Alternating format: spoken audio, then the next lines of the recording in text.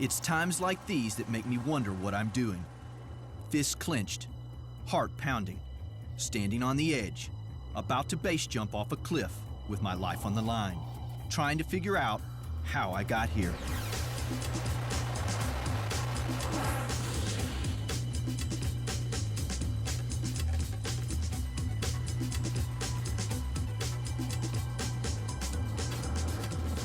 I've spent 60 days learning how to base jump, and there's no turning back now.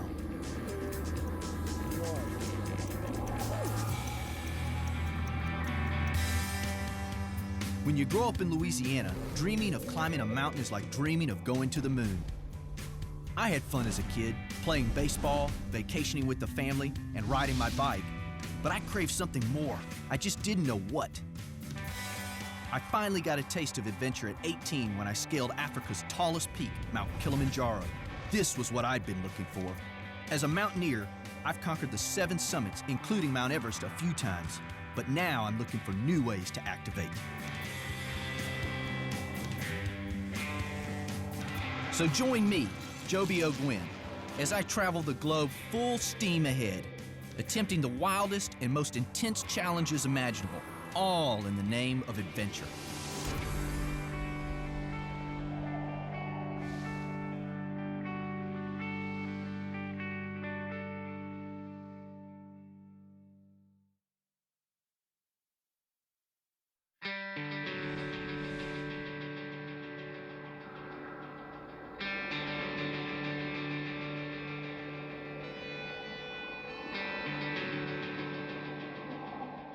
Remember, stiff, solid position. Don't be adjusting. Just get it in, lock it in, and go. All right, buddy.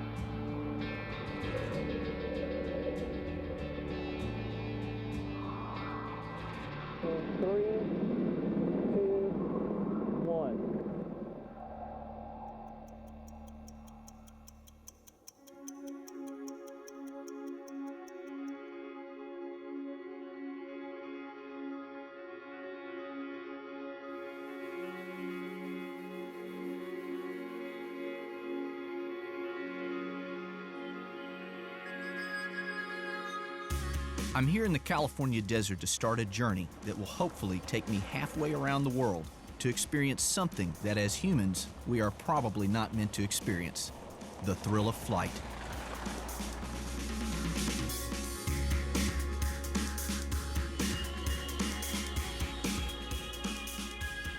This mountain in the Swiss Alps is the world-famous Eiger. Now, I've climbed famous mountains before, but I've never jumped off one into thin air.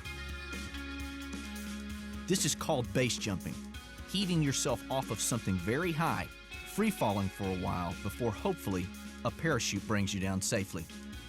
Base jumpers are a fraternity of lunatics who look for higher and higher things to jump off: bridges, buildings, cliffs.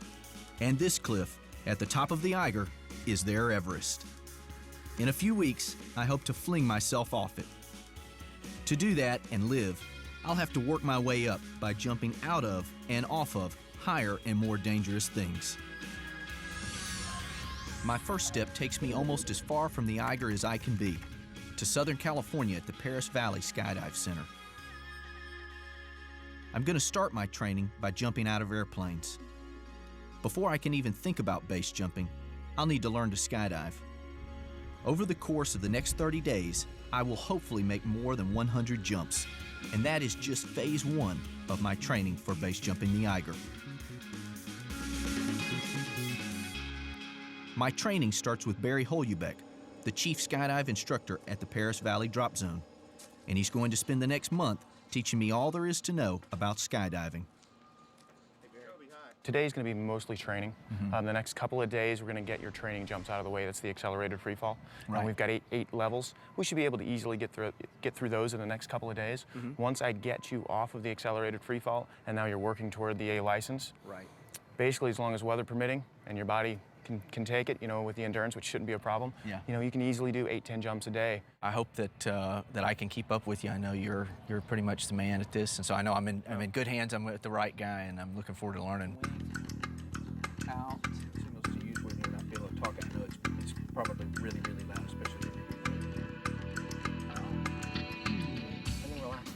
There's a lot to learn in Paris, especially in the beginning. I have to study the terrain I'll be diving over. I have to study film of good technique, and I have to get the right gear. My name is Gladiator. I have to practice the technique of jumping and the technique of falling. In skydiving, your parachute is your best friend. It's a good idea to get to know it a little. So you're gonna pull this handle, which will then hopefully activate your reserve. I like to use words like should and hopefully. Yeah, you're good. That's nice. You inspire a lot of confidence. This parachute here is it's a 260 square foot parachute. It's what we're gonna have you on today. 260 square feet is really big. I can't even spread it completely out in this room. Yeah. Okay? But in 120 miles an hour worth of wind, Spreads out pretty quick. spreads out pretty fast and inflates and becomes hopefully a life-saving device. Hopefully. Hopefully is a key word every time. Hopefully. Hopefully the parachute will open. Hopefully we'll get out of there. Hopefully the plane won't crash before we get a chance to jump out of it. To keep the element of chance to a minimum, I'm using this simulated aircraft door to practice my jumping technique. When you jump from the plane, the first thing that happens is you're hit by a 190-kilometer-an-hour wall of wind. That can be jarring. So it's important to be in good position. After a jump, I'm supposed to count 3 1,000s, then pull the chute. But doing fake jumps and using your imagination can only take you so far. Next is a chance to feel the real thing in Paris's flight simulator. This machine blows wind up from the floor at 190 kilometers an hour and simulates the effect on your body of the jumps I was about to take. They suit me up and then turn this baby on. And if you think this looks like fun, it is.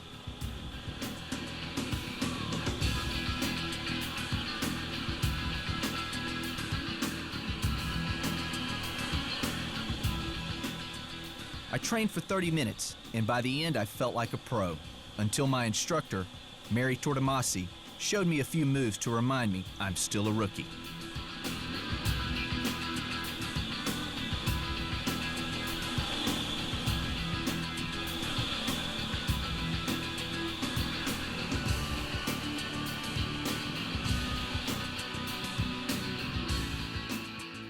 Unbelievable, man. It was a full day to say the least, but tomorrow I'll jump for real, for the first time.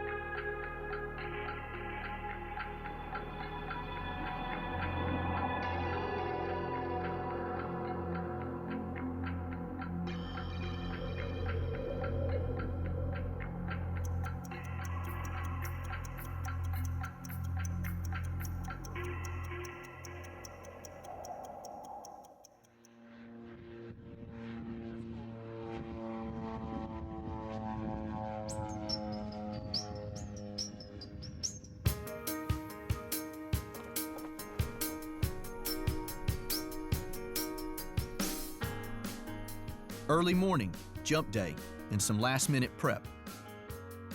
First, a final run-through at the jump door, this time in full gear.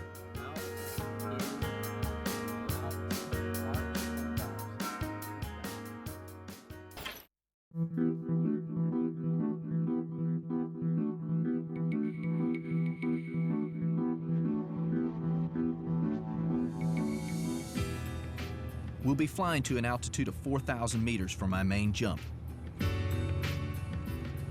This first time, I'll be jumping with Barry and his fellow Paris skydive instructor, A.D. Blair. I'll be physically attached to Barry and A.D., who can help a beginner like me in case of trouble. But after 45 seconds, they'll let go, and I'm on my own to open the chute and hopefully land.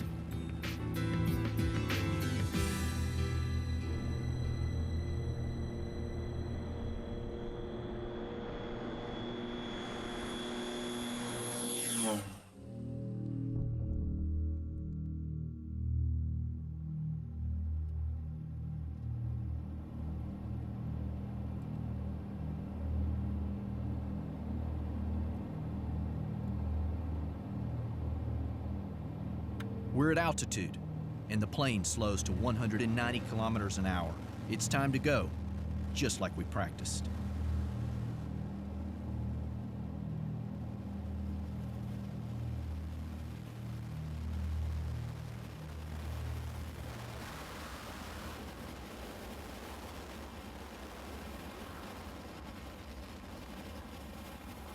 By nodding to Barry and AD, I'm basically saying that I'm okay and aware of what's happening, as well as to establish visual communication. I reach back 3 times to practice grabbing at my ripcord. Next, I check the altimeter on my wrist and note different altitudes. 2,400 meters, 2,000 meters. Basic flight awareness that Barry and I had practiced. I'm looking to deploy at 1,500 meters.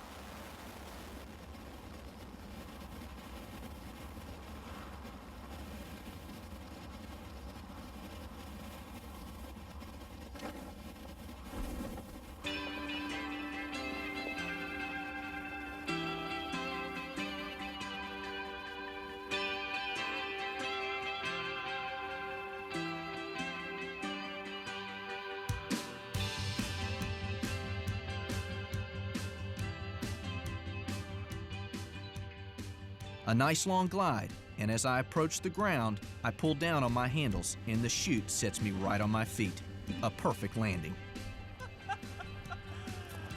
Wow, wow, wow, wow, wow. Barry! Show me. How was that?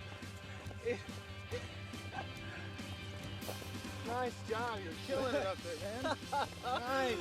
Everything happened exactly the way that you said it was going to happen. I remember coming out of the plane, we twisted into the wind, came back. It's just like a blur. You were right. It all happened so fast. Man, I'm just blown away. I'm blown away. I can't wait to get back up there again.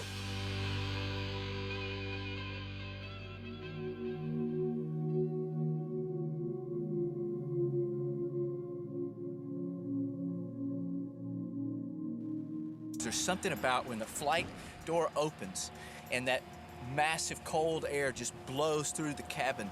It's just electrifying, and the tension is building up to this moment in which you step out onto the edge to right by the door, and you're holding on, and then you swing out a little bit, and the wind's in your face, and you're actually looking over the wing of the airplane, and then you get ready to go, and it's that moment of release, and you look up, and it's all you can see is blue sky, and then all of a sudden, as you turn, you see the earth and like the curvature of the earth, and all of a sudden you're looking down and the ground's coming up at you. Those seconds, those 3 or 4 seconds that it takes for you to exit the aircraft and turn, for me is by far the most exciting.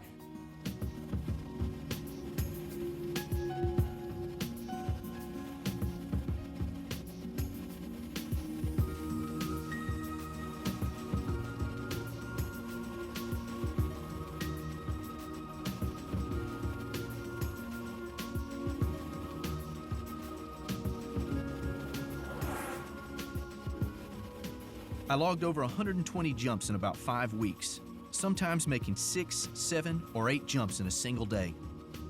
It got to be second nature, which means it's time for the next step in training for my jump from the Eiger, and it has an alarming name. It's called dead air jumping, and I hope that doesn't mean what it sounds like.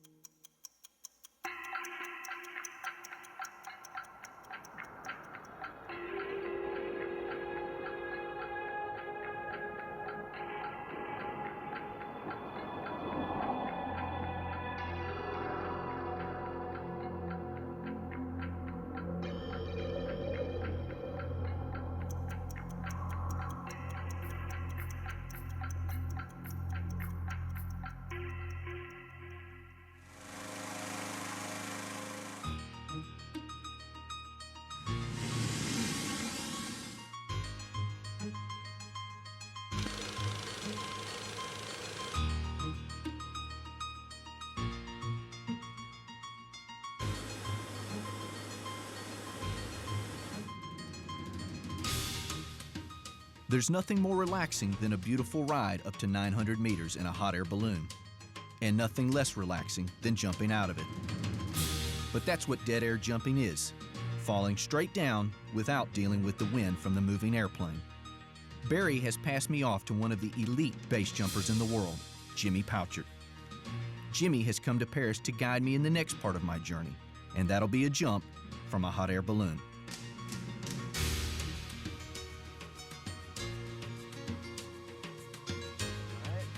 So you're handing them off to me? Okay. Thanks for the great work, Barry. So you couldn't have had a better skydiving coach with Barry's base jumping background. Yeah. So this is going to be great. You right about now, you're starting to feel that juice, that energy. Starting to feel the juice. Enjoy it, and just try and put that aside. But as much as you can, just enjoy that feeling of know that excitement. Yeah, it's nice. When I started first skydiving and those first jumps, I really felt it. And like I know you said, well, it'll go away a little bit after. It's still adrenaline. It's still heavy duty action. You're doing it, but it goes away a little bit. So this is like starting all over again. So I get to have that same feeling, and even more so. The biggest thing that Joby's going to notice on this one is the lack of sound and relative wind. So when he gets up there, it's kind of disturbing to be just hovering instead of what he's been used to. So we're going to take him from this element that he's become comfortable with, and now we're going to put him into a totally different element. Same gear, same rig, same parachute, but for him, he's definitely going to feel the juices flowing when he's up on the edge of that basket. He might be like completely thinking, I know exactly what it's going to be like now, but your first balloon ride is pretty intimidating. It's great. And so he's going to have the best time. It's going to be awesome.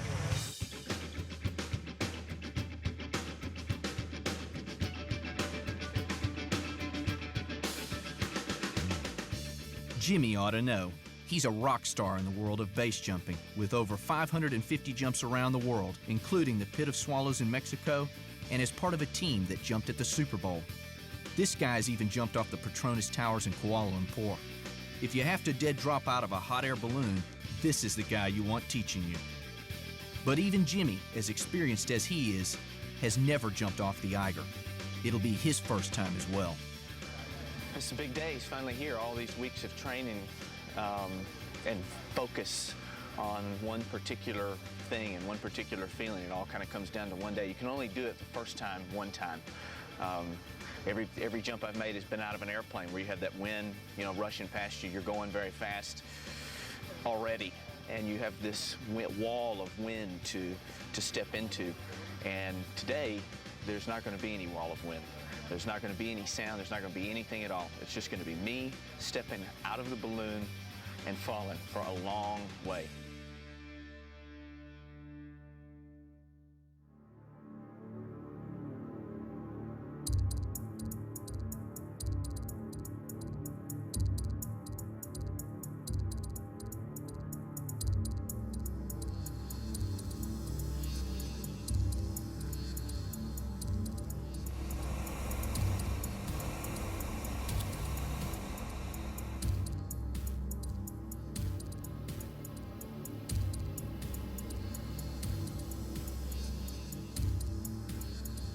Skydiving was noisy. The wind blowing, the engines churning, and the propellers cutting through the air all had distinctive sounds. But what strikes me about the balloon ride up to 900 meters is the quiet. Jimmy's instructions are simple. Jump straight out, count to 10, pull the parachute. Sounds simple anyway, until you look overboard.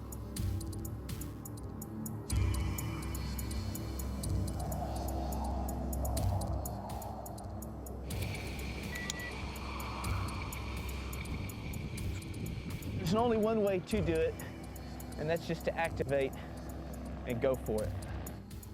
Okay, if you don't mind, I'll give you the count. Okay? Okay, you ready? I'm ready. All right, remember to keep your eyes up above the horizon. Don't push off too hard.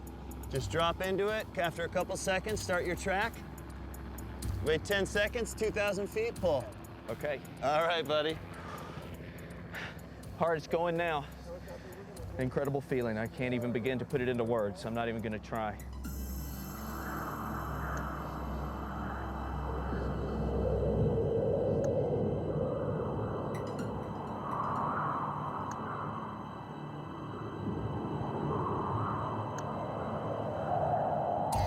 All right, jumpers away in 5, 4, 3, 2, 1.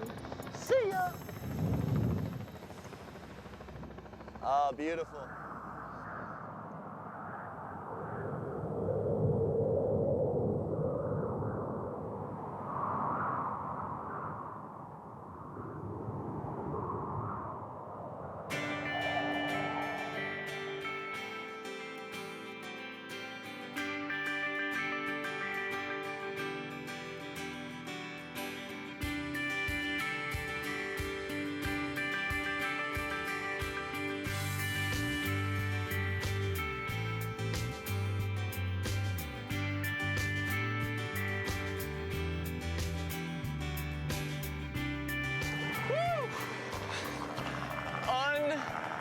Unbelievable, unbelievable.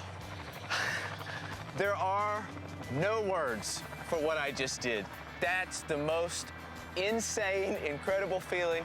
I stood right there in the basket to give myself about a minute of really looking down, picking a spot, seeing what I wanted to do, checking my point on the horizon, going through all the points that I could to make sure everything was going to be as safe and I was going to pull it off exactly the way I needed to. And then I just let myself go completely into the experience. There's nothing that can even compare to that. Jumping out of the airplane 100 times, you could do it 1 billion times and it wouldn't make any difference. The first thing I thought of as soon as I got in the air was, I gotta get back up here and do this at least one more time today. Activation in 5, 4, 3, 2, 1.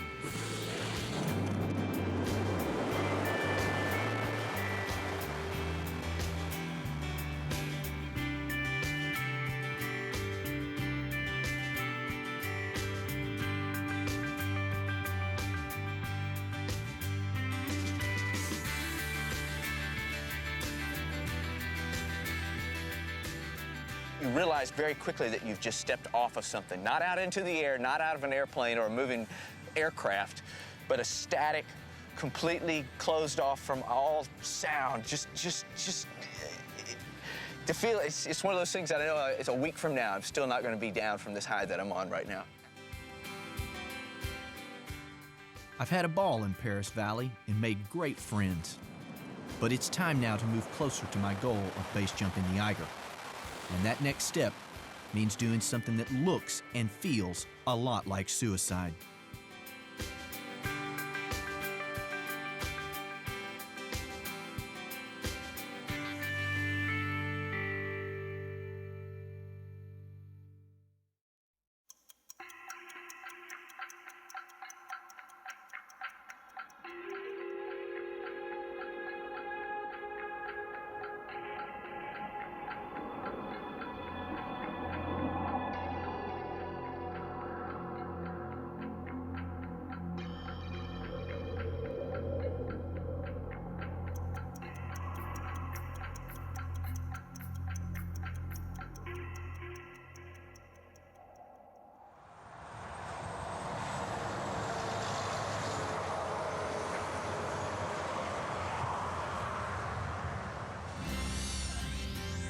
Twin Falls, Idaho is geographically only a little closer to the Swiss Alps, but what I do here will get me closer than ever to my big jump off the Eiger. Sitting just 150 meters above the surface of the Snake River, the Prime Bridge in Twin Falls is probably the most jumped-off bridge in the world. That's because it's the only man-made structure in the United States where base jumping is legal 365 days a year.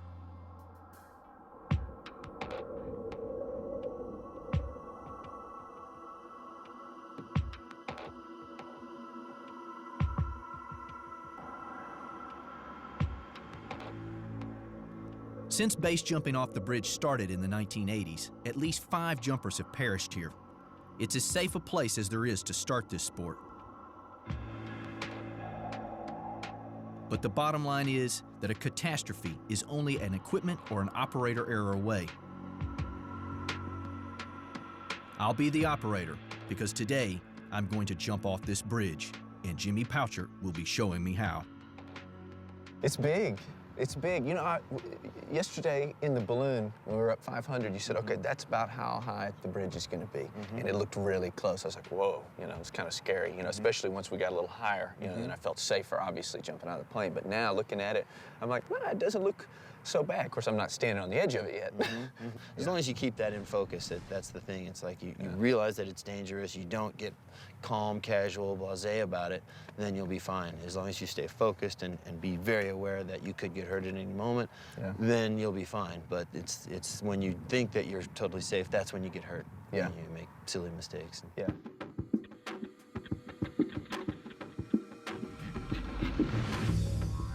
This jump feels much different than the others. This is the kind of jump people committing suicide look for. High enough to kill you, close enough to be quick. The ground hits you in the face much faster on a 150-meter jump. There's absolutely no room for error.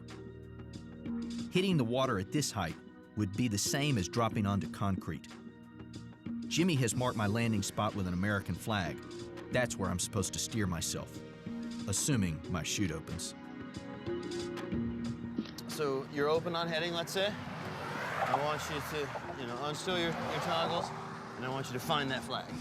I want you just to lock into that flag and just keep your eye on it. And when you're past it, keep looking at it and bring it around, and you'll just right into it. Yeah. Okay. Well, that sounds easy. Then why is my heart pounding so fast? The only thought on my mind, what on earth am I doing?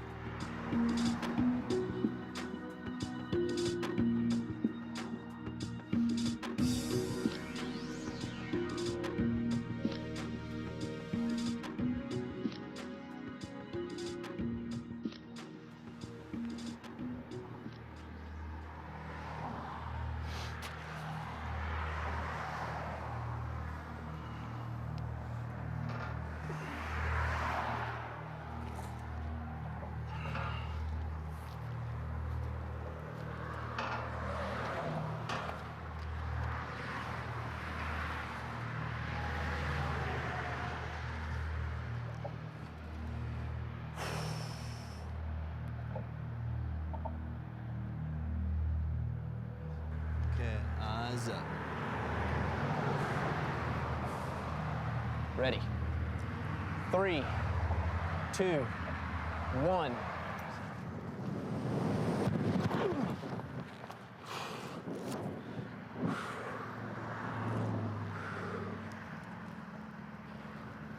We've locked into that flag on me. We've locked in. Yeah, baby. That's what I'm talking about. Okay, there you go. You fight it, There you go. All right.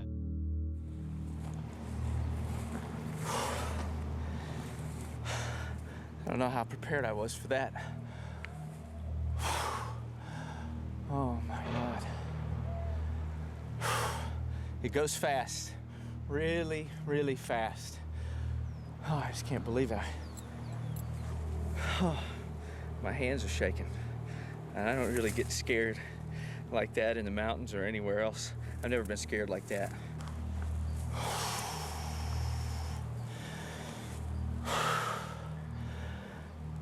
That's the most adrenaline I've ever had go through my body. It's still going. Oh my God. It couldn't have gone any better though. It couldn't have gone any better. It was just smooth. It was smooth. It's different from the balloon, that's for sure. I don't have quite the inkling to get back up there as fast as I can like I did the balloon. That was serious. That'll take some getting used to.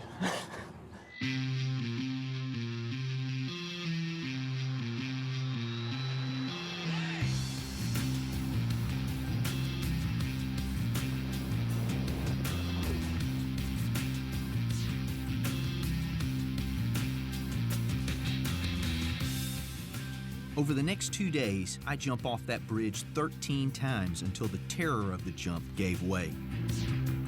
I mean, that's what an adventure is. Pushing yourself, learning about yourself, and ultimately growing. I'm ready to take the next test, the final test, the Eiger. It's really hard to put into words the feeling that I've had the last couple days here at the bridge, even with over 100 skydives, 2 balloon jumps, nothing could possibly compare to jumping from this fixed object. Nothing really could prepare me for what it would feel like to jump into that dead air with no sound, no movement around me. I feel like at the beginning it was really difficult. I had such huge emotions, but towards the last few jumps, I felt much more comfortable, and I was really able to isolate the skills that I was trying to work on, and finally feel like I'm ready to take the next step and go to the Eiger.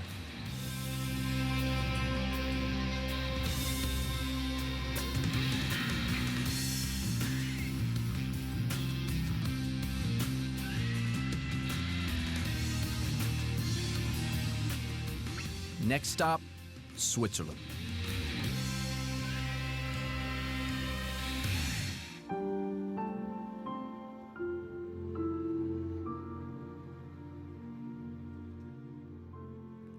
There are taller and larger mountain ranges than the Swiss Alps, but I can assure you there are almost none as imposing.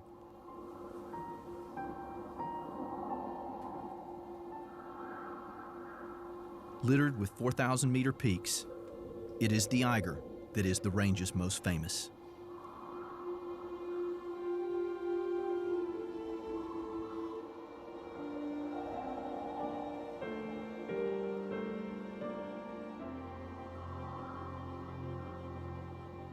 The reason for the Eiger's fame is clear and simple. The peak is among the most dangerous and deadly mountains in the world. And this sheer cliff is what I'll be jumping off.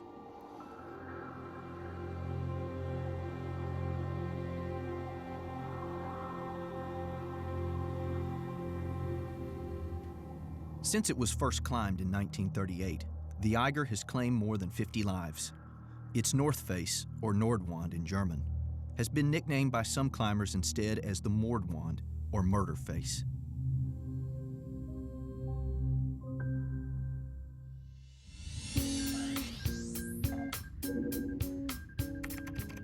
The beautiful Lauterbrunnen Valley is our base for our time in the Alps. A train that runs several times a day from the valley floor to the foot of the Eiger takes us up today. And we'll jump first thing tomorrow morning. Fortunately, I'll have both Barry and Jimmy along with me to keep me focused. Why do you base jump? I always think of when you're sitting around with little kids and you said, if you could have any superpower in the world, what would it be? And everybody always seems to kind of, if I could fly, that would be the best one. Yeah. You know, I mean, in the end, everybody, that's the best one. You know, ever since you're a little kid, right, you're up on the roof and you're wanting to jump, or you're next to a cliff and you just want to jump. You don't know where that comes from, but it's I can relate. Yeah, well, I think, most, if not all, base jumpers have had that since they were kids. For sure. Because if you don't have that, you don't want to base jump. It's not even... If it never occurs to you, some people want to get as far away from the edge as they can.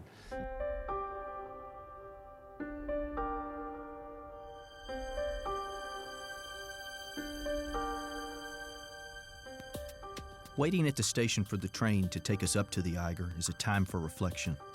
This is the biggest thing I've ever done, and some doubt is creeping in. But I know that doubt will not be an option when I get up there. This is what I want to do. I've chosen this life, and I've worked hard in so many ways to chase this dream.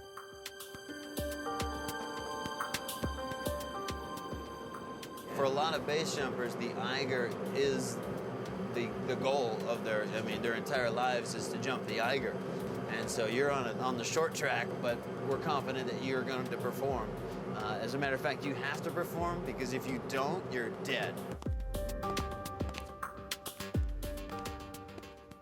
One step off the train, and I get my first look at what I'm up against.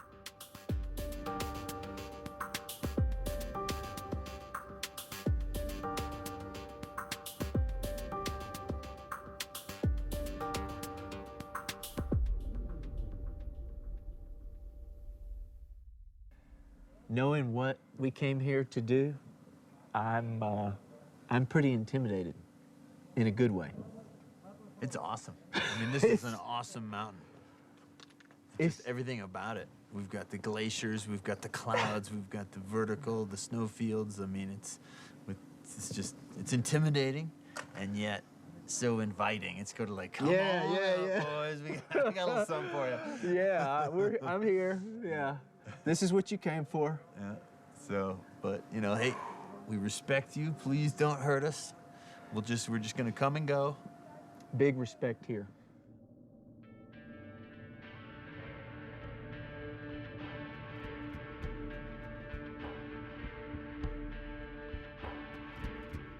He's a very impressive individual. I don't think there's many people you could take and say, I'm going to take you from this point to this point in this amount of time and get to the Eiger. Everything that you tell him, he digests the information, looks at it, and then he performs. He's going to be very comfortable and you know, because he's going to be in his element with the helicopter, getting out, climbing around the mountains and everything, gearing up, all that he's going to be, you know, comfortable. And then once he's about ready to step off, we call it the juice, and he's going to start to feel that flow of adrenaline. And that's when that's when you need to pull it together, because that's when you know you're about to step off of you know, a place where you're completely safe into the unknown.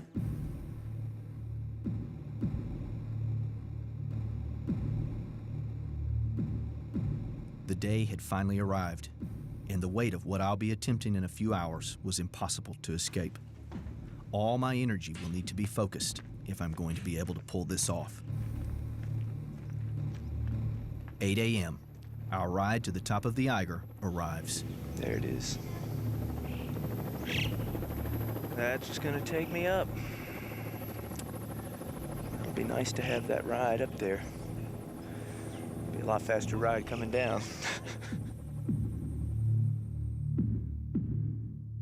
It's nice to have Barry and Jimmy, the guys I was training with this whole time, up there with me. It inspires a lot of confidence with me, but those few seconds before you take off from that rock,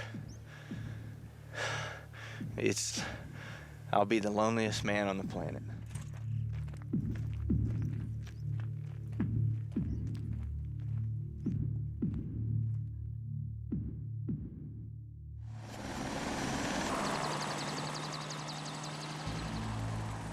Like the chopper, it's time to activate.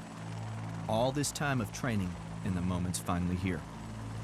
I feel calm and excited at the same time, if that makes any sense.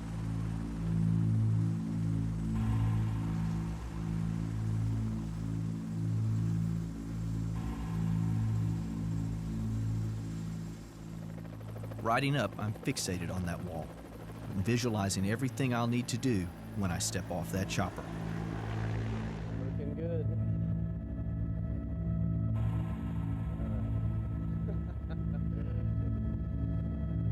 You always know that when you're on a helicopter like this, that the big action is just a short time away. Go ahead, Jim. Jim Surratt. Y'all hot?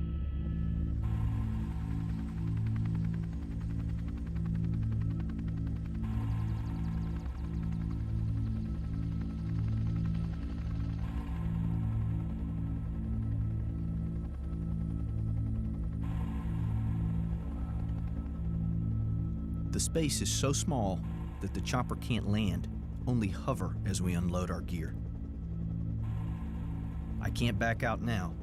Jimmy gives me the pep talk I need. You know, couple steps, head high, couple seconds, sweep it in. Remember, I want you looking out there, right? If you're looking out there, you can't be head low, okay? So you're looking out there, and I want you to pick a point, probably that field. I want you to go there. I want you to end up there, okay? 10-second delay. Let's start it out with a nice 10-second delay. Okay. See where you are, we'll see where you are, and then we'll take it from there. Okay. All right.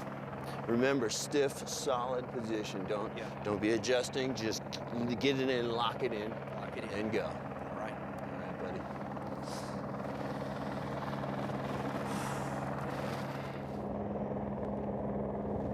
It'll be a very long 10 seconds with solid rock racing up at me. It's going to be hard not to bail out early, but I want to hold on as long as I can. You're ready to turn that thing away from the rock. Priority 1. Boom, but it's going to be right on heading, and you're just going to have the I'll be out there. best jump of your life, man. It is. Yeah, I think this deserves a hug more than a handshake. No, that just doesn't quite do it. Yeah, buddy. Well, hey, man, congratulations. This is it, baby.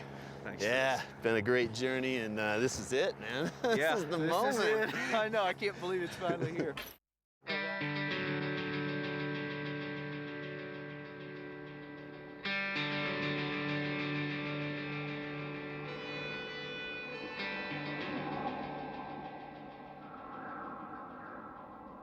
The one thing I've learned, execute or suffer the ultimate penalty. I want to fly. This is my destiny.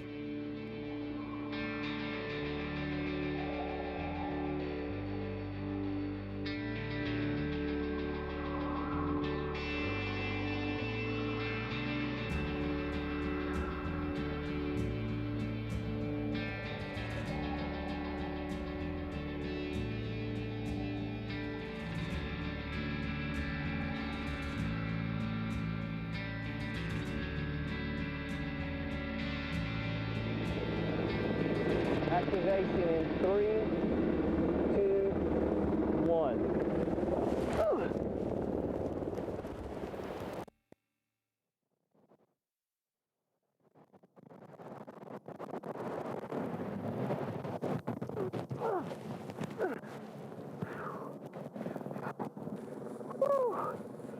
We did it, baby. Yeah, we did.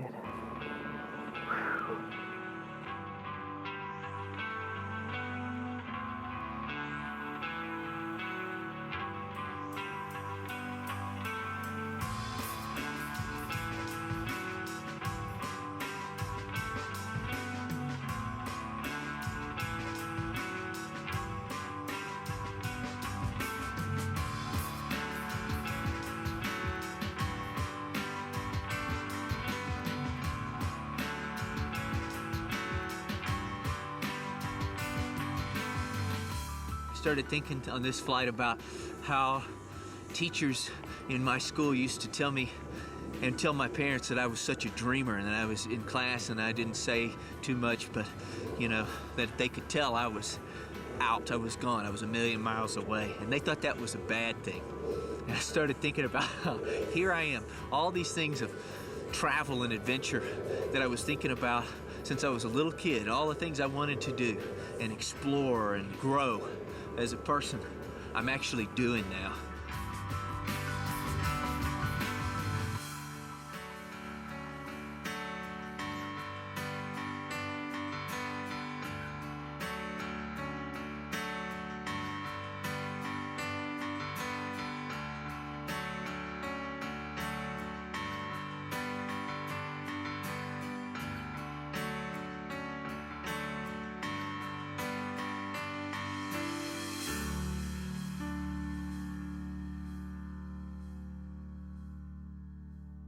Everything that I've been working on the last weeks, emotionally, mentally, couldn't prepare me for that. Technically and physically, yes, no problem, but scary. Coming down, you start to see those rocks coming up real fast, and I'm not gonna lie to you, it's scary. I got scared and probably pulled my chute a little bit sooner, way sooner than I could have. I pulled it about 10 seconds. Now they told me I ought to be able to get 25, 30 seconds out of this suit, but I can't imagine going that much further. 3, 2, 1. When you're up there, I felt like the only person on the planet. I felt I couldn't see anything, I couldn't hear anything. I was looking down, and I wasn't afraid really until after about 6 seconds into that fall. And then I really started to see that ground rushing up at me. And I tried to really push it out and get further out, and it just didn't seem like I could. That ground just kept rushing up closer, closer, closer. And I know it was a lot further away than my perception will allow, but I gotta tell you, when you see those rocks rushing up at your face like that, the only thing you can think of is, I gotta escape this situation.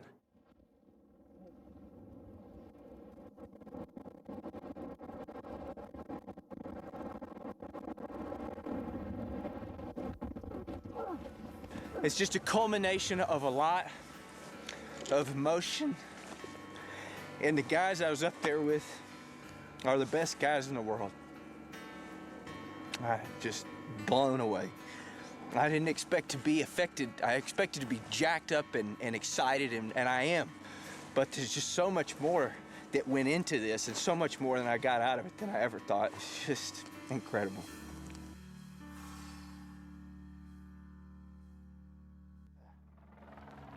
Yeah! Woo! Ready for a fiver? Yeah.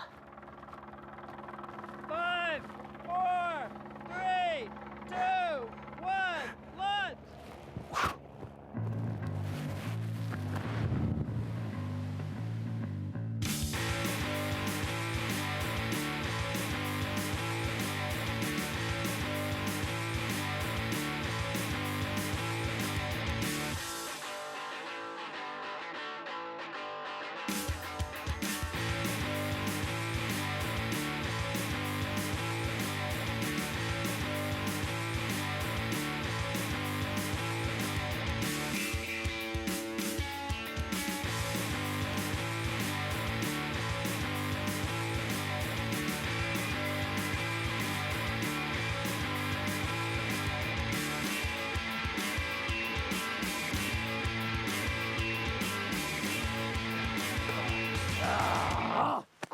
Yeah! That is how we do it. That's how we do it. in this house.